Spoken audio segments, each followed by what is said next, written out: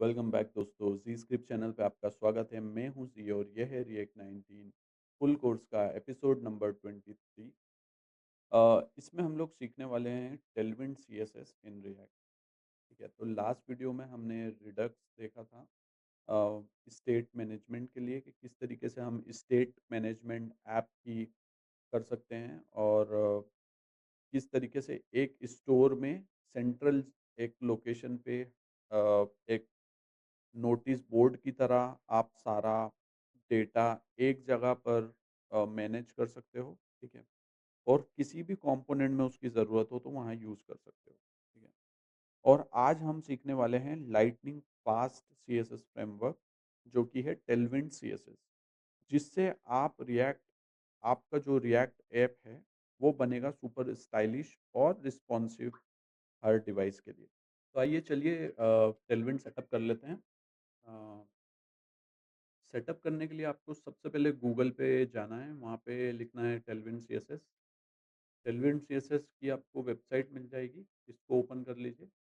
यहाँ पे आपको गेट स्टार्टेड का बटन मिलेगा। इस पे क्लिक करना है आपको। गेट स्टार्टेड पे क्लिक करने के बाद यहाँ पर स्टेप्स आ जाएंगी, इंस्टॉलेशन की स्टेप्स। आप क्या यूज़ कर रहे हैं, वाइट यूज़ कर रहे हैं, पोस्ट सीएसएस यूज़ कर रहे हैं, टेलविन सीएलआई से आपको करना है या किस तरीके से आपको करना है। हम बेसिकली वाइट यूज़ कर रहे हैं रिएक्ट के साथ, तो हम ये फर्स्ट वाला मेथड लेंगे। यहाँ पे देखिए हमारा प्रोजेक्ट ऑलरेडी बना हुआ है, तो ये हम लोग स्किप कर देंगे नंबर 1 स्टेप। हम यहाँ से शुरू करेंगे इंस्टॉल टेलविन सीएसएस से। इसको आपको सिंपली कॉपी कर लेना है। कॉपी करके यहाँ पर पेस्ट कीजिए, रन कर लीजिए। npm install Tailwind CSS Tailwind white. इसके बाद आपको जाना है वाइट कॉन्फ़िग टीएस में, जैसा कि यहाँ पर बताया है। यहाँ पर आपको टेलविन सीएसएस प्लगइन में इंपोर्ट करना है, तो हम भी चले जाते हैं वाइट कॉन्फ़िग। यहाँ पर रिएक्ट का एक प्लगइन ऑलरेडी डला हुआ है, तो हम यहाँ पर वाइट का डाल देते हैं, टेलविन सीएसएस। हुँ, तो यहाँ पे हमने ये वाला स्टेप भी कंप्लीट कर लिया। इसके बाद हमें इंपोर्ट करना है ये वाला सीएसएस, इंपोर्ट टेलविन सीएसएस, इस तरीके से इंपोर्ट करना है। ठीक है, तो आपकी जो भी ग्लोबल फाइल है वो कर लीजिए। हमारे पास यहाँ पर index.css है, इसमें हम लोग यहाँ ऊपर ही टेलविन सीएसएस को इंपोर्ट कर लेते हैं। ठीक है, इसके बाद प्रोजेक्ट रन कर लेना है और मेक श्योर कि ये जो स्टाइल सीएसएस जिसमें आपने इंपोर्ट किया है वो index.html में हो।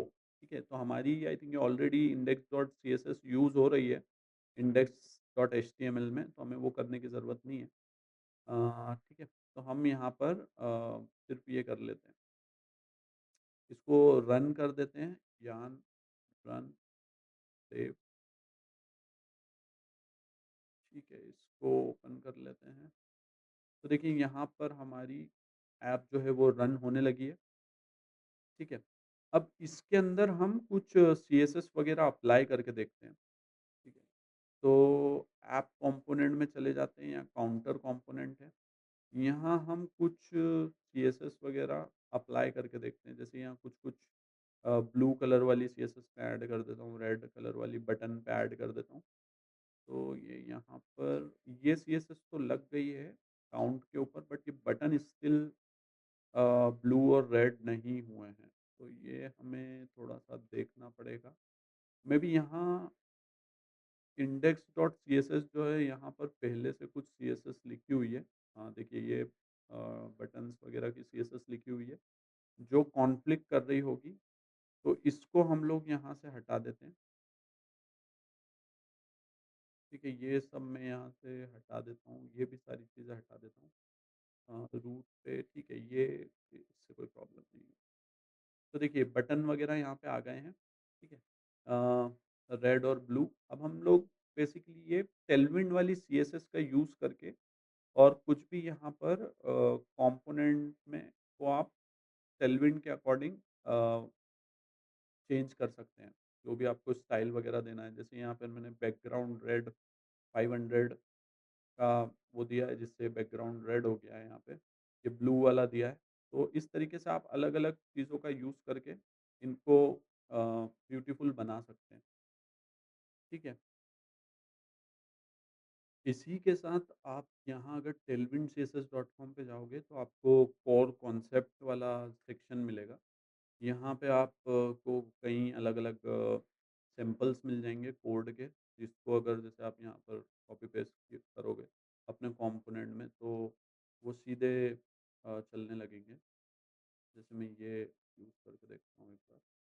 तो देखिए ये चिट चैट वाला सेम टू सेम जो इधर यहाँ पर दिख रहा है, ये यहाँ हमें ऐसा बिल्ट इन मिल गया है, ठीक है। और जैसे ये रिस्पॉन्सिव डिज़ाइन वाला जो टैब है, ये बहुत ही इम्पोर्टेंट है। यहाँ पर आप अलग-अलग व्यू पोर्ट के हिसाब से, अलग-अलग डिज़ाइन के हिसाब से, जो भी आप फ़ोन यूज़ करने वाले हो, टैबलेट यूज़ करने वाले हो, जो भी डिवाइसेज़ की स्क्रीन रहने वाली है अलग-अलग, उसके हिसाब से आप यहाँ पर डिवाइस की विड्थ के हिसाब से कंटेंट को स्केलिंग वगैरह यूज़ कर सकते हो या फिर आपको मीडियम डिवाइस को टारगेट करके अगर आपकी सीएसएस लिखना है, तो एमडी करके विड्थ 20, 32 ऐसे लिख दीजिए। तो ये 32 विड्थ जो है, ये सिर्फ़ एमडी वाले मीडियम डिवाइसेस पे एप्लीकेबल होगी।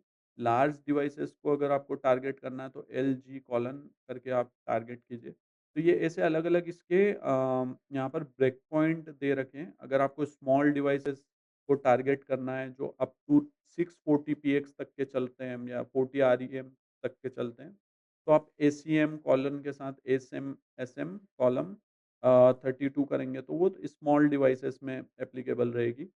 एमडी कॉलन W32 इस तरीके से करेंगे तो वो मीडियम डिवाइसेस को टारगेट करेगी जो 48 आरईएम यानी 768 पीएक्स तक के एप्लीकेबल है and so on. LG Excel 2 Excel ये सबके यहाँ पे मिनिमम विड्थ जो है वो दी हुई है, ठीक है। जो मीडिया क्वेरी से वो उन अलग अलग डिवाइसेस को टारगेट करके आप लिख सकते हो, ठीक है।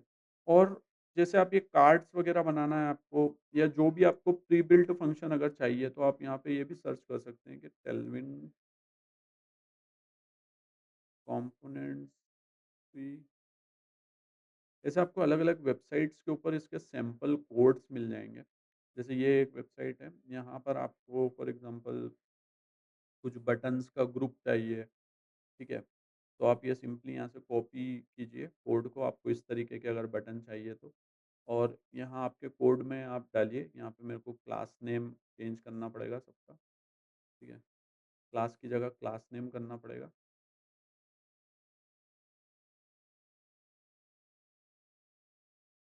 राइट?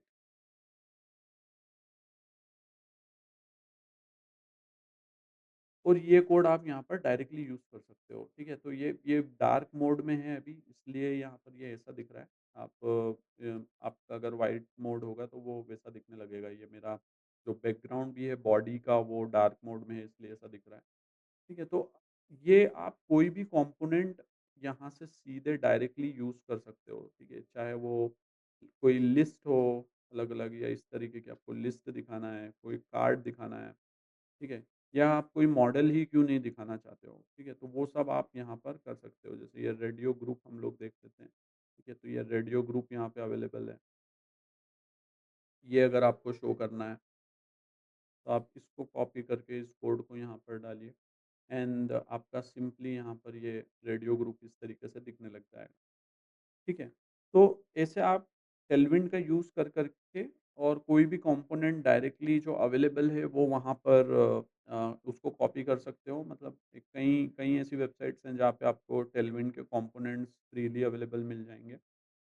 डायरेक्टली पूरे-पूरे डैशबोर्ड टेलविंड में मिल जाते हैं। तो वो आप वहाँ से कॉपी करके आप लॉगिन के पेजेज़, रजिस्ट्रेशन के पेजेज़ या फिर आपको पूरी कोई टेम्पलेट चाहिए जो टेलविंड में बनी हुई है या फिर अलग-अलग कंपोनेंट्स लाइक कार्ड हुए, साइड पैनल हुए, वो सब आप ईज़िली फाइंड आउट कर सकते हो और अ, अलग-अलग कंपोनेंट भी मतलब इसकी लाइब्रेरीज़ भी जो हैं मतलब इसकी क्लासेस भी जो हैं वो काफ़ी वाइडली अवेलेबल हैं, जो आप टेलविंड में ही आपको बहुत सारा पावर देती है।